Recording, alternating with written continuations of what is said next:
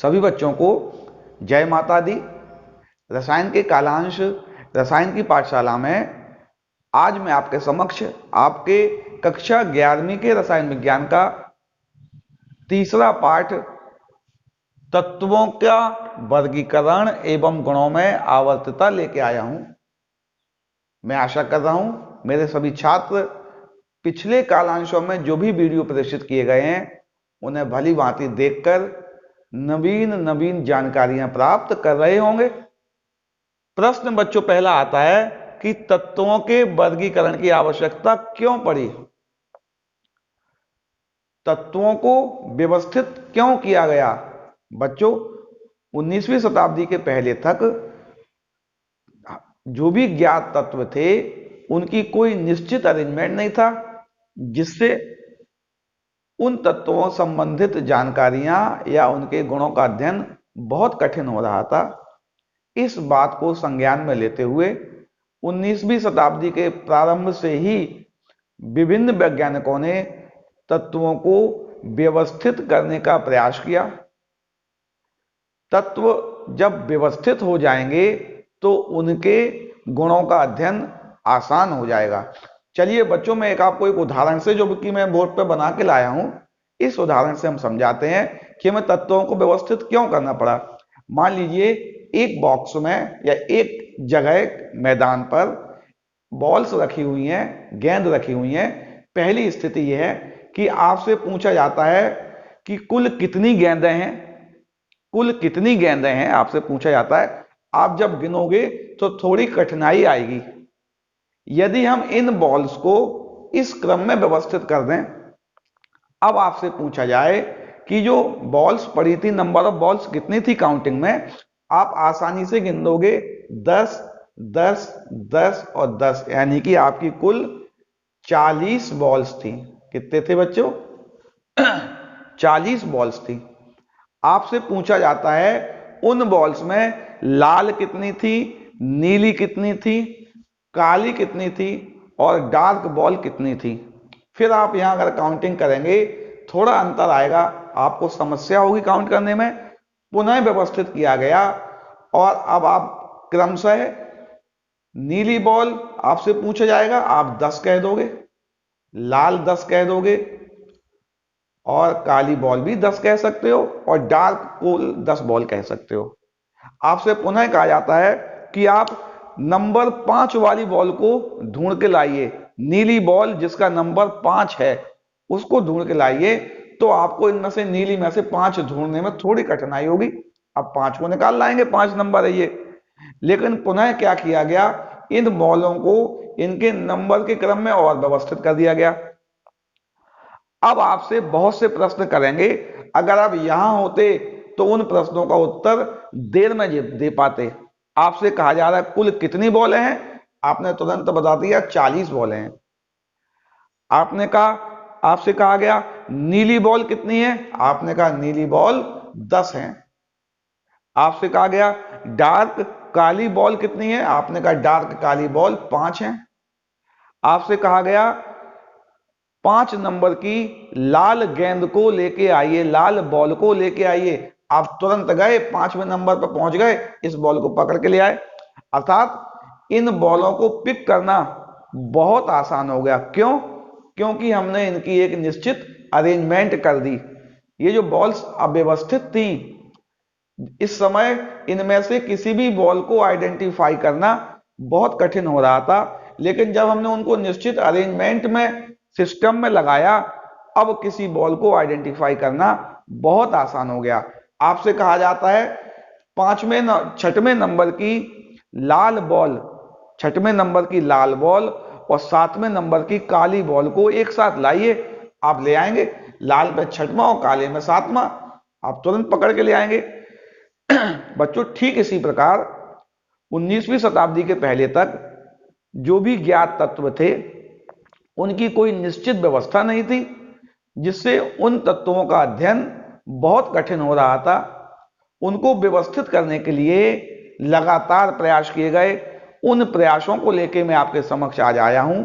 तो पहला प्रश्न आपका था कि तत्वों को व्यवस्थित क्यों किया गया, जिससे उसका आपका जवाब है जिससे उनके गुणों का अध्ययन आसान हो सके। अब दूसरा प्रश्न आता है कि तत्वों को व्यवस्थित करने हेतु कौन कौन से प्रयास किए गए। क्या आता प्रश्न बच्चों? तत्वों को व्यवस्थित या वर्गीकृत करने के बहुत से प्रयास किए गए। उनमें से कुछ प्रयासों को, जो कि आपके कक्षा 11वीं के पाठ्यक्रम में है, मैं आपके समक्ष बताना चाहता हूं। सबसे पहला प्रयास डोबेराइनर ने किया। उन्होंने तत्वों को जब परमाणु भारों के क्रम में, किस क्रम में बच्चों? परमाणु भारों के क्रम में। किस क्रम में? आपको याद रखना है, परमाणु भारों के क्रम में व्यवस्थित किया। तो उन्होंने तीन तीन तत्वों के ऐसे समूह देखे। कैसे समूह देखे बच्चों? जिनमें पहले व तीसरे तत्व के परमाणु भार का औसत, क्या था बच्चों? पहले व तीसरे तत्व के परमाणु भार का औसत बराबर दूसरे तत्व का परमाणु भार।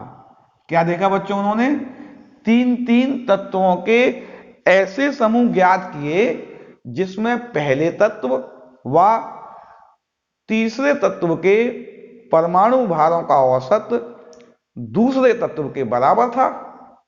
इस व्यवस्था को, चूंकि ये तीन तीन तत्वों के समूह की व्यवस्था थी, इस व्यवस्था को उन्होंने त्रिक नाम दिया। क्या नाम दिया बच्चों? ट्राइड।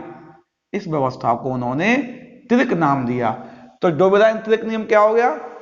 तीन तीन तत्वों का ऐसा समूह जिसमें पहले व तीसरे तत्व के परमाणु द्रव्यमानों का औसत दूसरे तत्व के बराबर आएगा या लगभग बराबर आएगा, डोबेराइन त्रिक कहलाएगा। इसका उदाहरण लेते हैं बच्चों, हम एग्जाम्पल लेते हैं। एक उन्होंने त्रिक दिया था लिथियम, सोडियम और पोटेशियम। किसका त्रिक दिया था बच्चों? लिथियम, सोडियम और पोटेशियम। इनका भार क्रमशः 7, 23 और 39 था। अच्छा, इसकी व्यवस्था करते हैं। पहला और तीसरे तत्व के भारों को जोड़ते हैं। जब इन दोनों को जोड़ेंगे, किसको?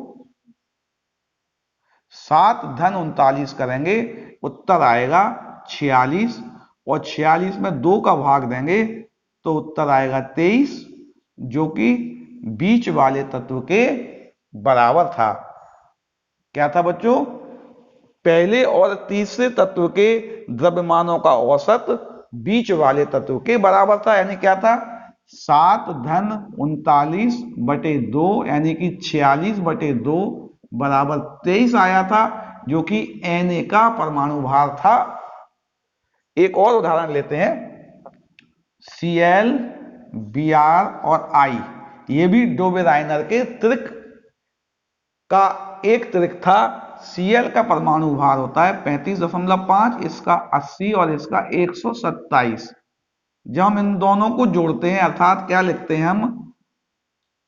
35.5 धन 127 बटे 2 लिखेंगे। अगर हम 27 और 35 62 होते शायद बच्चों, है ना? 162.5 अपॉन 2, यानी कि 81.25, जो कि बीच वाले तत्व के लगभग बराबर आ रहा था। कैसा आ रहा था बच्चों? लगभग बराबर आ रहा था। अर्थात डोबेराइन ने क्या कहा? मैं पुनः रिपीट करना चाहता हूं कि तीन तीन तत्वों के कुछ ऐसे समूह होते हैं जिनमें पहले तत्व और तीसरे तत्व के परमाणु द्रव्यमानों का औसत दूसरे तत्व के बीच वाले तत्व के परमाणु भार के बराबर होता है या लगभग बराबर होता है। बच्चों, डोबेराइन त्रिक का नियम तत्वों की व्यवस्थित वर्गीकरण में बहुत ही महत्वपूर्ण नियम था। ये सबसे पहले ऐसे रजिस्टर्ड साइंटिस्ट थे जिन्होंने में कुछ ना कुछ रिलेशन बताया था। उन्होंने तत्वों के परमाणु भारों में और उनकी व्यवस्थाओं में एक रिलेशन बताया था। वैसे तो बच्चों यह नियम बहुत ही महत्वपूर्ण था, क्योंकि हमें पहली बार तत्वों को एक निश्चित क्रम में व्यवस्थित करने का अनुभव प्राप्त हो रहा था। लेकिन इस नियम में उपयोगी होते हुए भी बहुत सी कमियां थी बच्चों। डोबेराइन त्रिक नियम जो था वो उस समय तक ज्ञात सभी तत्वों पर लागू नहीं हो रहा था। क्या कह रहा हूं बच्चों में? सभी तत्वों पर लागू नहीं हो रहा था, यानी कि इनकी सीमाएं क्या थी? इसकी सीमाएं क्या थी? सभी तत्वों पर लागू, सभी तत्वों पर लागू नहीं हो रहा था।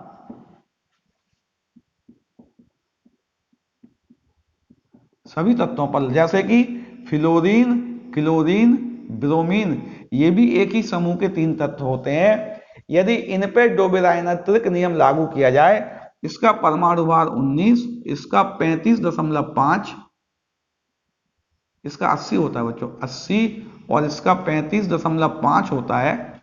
अगर इसको हम करें तो पहले और तीसरे का 19 धन 80 बटे 2, यानी ये आ गया 99, कितना हो गया? 90 और 99 बटे 2, यानी आया 49.5, जो कि क्लोरीन से बहुत अलग था। जबकि इन्होंने बताया था बीच वाले तत्वों का परमाणु भार या तो उसके बराबर होगा या उसके लगभग बराबर होगा। ये लगभग बराबर भी नहीं था, अर्थात इस ट्राइड पर, इस त्रिक पर यह नियम लागू नहीं हो रहा था। इसके साथ साथ बच्चों इसमें एक महत्वपूर्ण दोष और भी था। डोबेराइनर ने उस समय तक ज्ञात सभी तत्वों के त्रिक नहीं ज्ञात किए थे, केवल कुछ तत्वों के त्रिक ही ज्ञात थे। क्या था बच्चों? डोबेराइनर त्रिक में उस समय तक ज्ञात सभी तत्वों के त्रिक ज्ञात नहीं थे, उनमें से केवल कुछ एक तत्वों के त्रिक ज्ञात थे।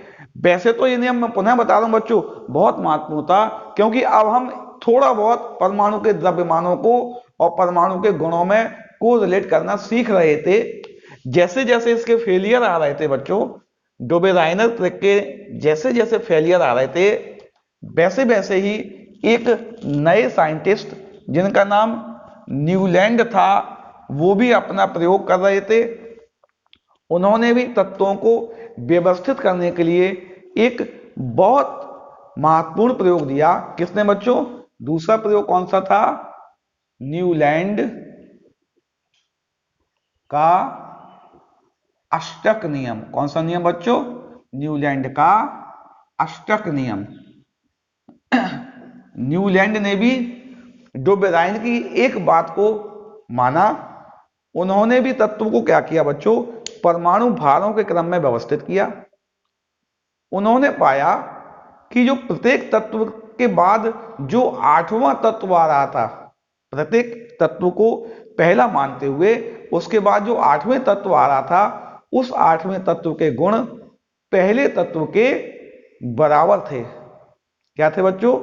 उस 8वें तत्व के गुण पहले तत्व से मिलते जुलते थे, और उन्होंने तत्वों को इसी व्यवस्था के क्रम में व्यवस्थित कर दिया। और उन्होंने कहा प्रत्येक तत्व से पहले तत्व के गुण 8वें तत्व से ठीक उसी प्रकार मिलते हैं जिस प्रकार यदि हम संगीत के स्वर सा रे गा मा पा धा नी कहेंगे, तो उसके बाद जो 8वां स्वर आता है वो पुनः पहला स्वर आ जाता है। ठीक उसी प्रकार तत्वों के बाद भी जो 8वां तत्व आता है उसके गुण पहले जैसे ही होते हैं। अर्थात क्या कहा उन्होंने कि प्रत्येक तत्व से 8वें, कौन से बच्चों? 8वें तत्व के गुण किस क्रम में व्यवस्थित कर रहे हैं बच्चों? तत्वों को परमाणु भारों के क्रम में व्यवस्थित कर रहे हैं। तो उन्होंने क्या देखा? प्रत्येक तत्व से 8वें तत्व के गुण अपने पहले तत्व से मिलते जुलते होते हैं। कैसे होते हैं बच्चों? मिलते जुलते होते हैं, अर्थात उनके समान होते हैं। किस क्रम में? परमाणु भार के क्रम में। परमाणु भार के क्रम में व्यवस्थित करने पर। किस क्रम में व्यवस्थित किया बच्चों? परमाणु भार के क्रम में व्यवस्थित करने पर प्रत्येक तत्व से आठवें तत्व के गुण अपने पहले तत्व से मिलते जुलते हैं। मिलते जुलते हैं। जिस प्रकार संगीत का आठवां सा के बाद का आठवां स्वर पुनः सा आ जाता है, इस व्यवस्था को उन्होंने एक टेबल के रूप में व्यक्त कर दिया। उन्होंने कहा जैसे संगीत के स्वर लिख रहे हैं बच्चों, सा रे, थोड़ा गैप करके लिख दें, रे ग मा पा धा नी और सा। जब जैसे एक से चले 2 3 4 5 6 7, आठवां तत्व जो आ गया वो सा आ गया, और इन दोनों की ध्वनि एक समान थी। इसी प्रकार तत्वों के गुण थे। उन्होंने तत्वों में व्यवस्थित किया। लिथियम लिखा, beryllium, boron, carbon, nitrogen, oxygen, fluorine. बच्चों उस समय तक अक्रिय गैसों की खोज नहीं हुई थी, इसलिए उसका यहां स्थान नहीं होगा। यह दोष भी था इसका। Sodium, magnesium, aluminium, silicon, phosphorus, sulphur, chlorine. इसके बाद अक्रिय गैस का स्थान था ऑर्गन, उसकी भी खोज अभी नहीं हुई थी। तो इसके बाद आता है पोटेशियम और कैल्शियम। उन्होंने तत्वों को इस क्रम में व्यवस्थित किया था। उन्होंने कहा था ये जो 3 तत्वों का समूह है, इनके गुण समान होंगे, इनके गुण आपस में समान होंगे, इनके आपस में समान होंगे। बच्चों न्यूलैंड का अष्टक नियम तत्वों के वर्गीकरण में एक बहुत महत्वपूर्ण नियम था। इन्होंने एक हमें नई बात अब बता दी थी। अब हम नई बात जानने लगे थे कि एक ही क्रम में जो तत्व आ रहे हैं, अर्थात जो एक ही समूह में तत्व आ रहे हैं, इन तत्वों के गुणों में क्रमिकता थी या समानता थी। क्या थी बच्चों? क्रमिकता थी या समानता थी। इस उन्होंने तत्वों की प्रॉपर्टी को एक नया नाम दिया, आवर्तिता। क्या नाम दिया बच्चों? अब हमें एक नए शब्द की जानकारी मिल गई थी कि तत्वों को परमाणु भारों के क्रम में व्यवस्थित करें तो उनके गुणों में आवर्तिता पाई जाती है। न्यूलैंड ने एक नया शब्द खोज दिया था बच्चों, जो कि वर्गीकरण में बहुत ही महत्वपूर्ण होने वाला था। उन्होंने बता दिया था तत्वों को परमाणु भारों के क्रम में व्यवस्थित करने पर उनके गुणों में आवर्तिता आ जाती है, अर्थात समान गुण वाले तत्व एक निश्चित व्यवस्था में एक निश्चित क्रम में व्यवस्थित हो जाते हैं। जैसे कि यदि इन तत्वों के समूह को देखें, इन सबकी संयोजकताएं एक होती हैं। क्या होती है बच्चों इनकी संयोजकताएं? इनकी संयोजकता एक होती है। सभी तत्व धातु हैं। सभी तत्व क्या है? धातु हैं। इनका जो आकार है वो क्रमशः बढ़ता है, और भी कई गुणों की व्याख्या इससे हो सकती थी। न्यूलैंड का अष्टक नियम तत्वों को व्यवस्थित करने में अत्यंत महत्वपूर्ण नियम था, क्योंकि इन्होंने तत्वों के वर्गीकरण के लिए एक नए शब्द की खोज कर दी थी, जो कि आवर्तिता था। आपका जब अध्याय प्रारंभ हुआ था तो हमने पढ़ा था तत्वों का वर्गीकरण एवं गुणों में आवर्तिता। तो जो आवर्तिता शब्द आया है बच्चों, वो किसके द्वारा उत्पत्ति हुई है? न्यूलैंड के द्वारा। न्यूलैंड ने बता दिया था कि तत्वों के गुणों में आवर्तिता होती है, अर्थात ऊपर से नीचे जाने पर, बाएं से दाएं जाने पर तत्वों के भौतिक व रासायनिक गुण क्रमशः परिवर्तित होते हैं। इस व्यवस्था को या इस परिवर्तन को उन्होंने आवर्तता नाम दिया। जैसे अब यहां से यहां जाते हैं तो धात्विक गुण क्रमशः कम होता जाता है, यहां से यहां जाएंगे तो धात्विक गुण बढ़ता जाएगा, ऊपर से नीचे जाने पर आकार बढ़ेगा। इन बातों को उन्होंने आवर्तता नाम दिया था।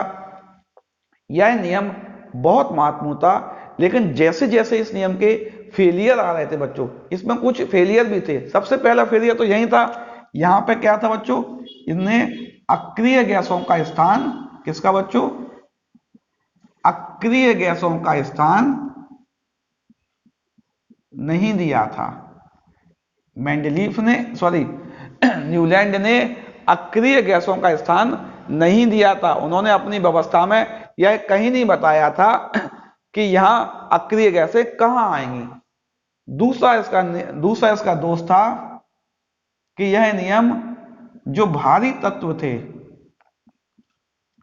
भारी तत्व पर लागू नहीं था। किस पर लागू नहीं था बच्चों, भारी तत्व पर लागू नहीं था। पहला महत्वपूर्ण दोष क्या था बच्चों, इसमें अक्रिय गैसों का स्थान नहीं था। दूसरा दोष क्या था, यह नियम भारी तत्वों पर लागू नहीं था। तीसरा इसका दोष था, इन्होंने यदि, क्योंकि उस समय तक तत्व कम ज्ञात थे बच्चों, यदि और तत्व आ जाएं तो उन्हें इसमें कहां फिट किया जाए, इसकी उन्होंने कोई व्यवस्था नहीं बताई थी। अर्थात नए तत्वों के लिए, नए तत्वों के लिए स्थान नहीं था। क्या दोष थे बच्चों इसमें, इनमें अक्रिय गैसों के लिए स्थान नहीं था। इस व्यवस्था में अक्रिय गैस कहीं भी फिट नहीं हो रही थी।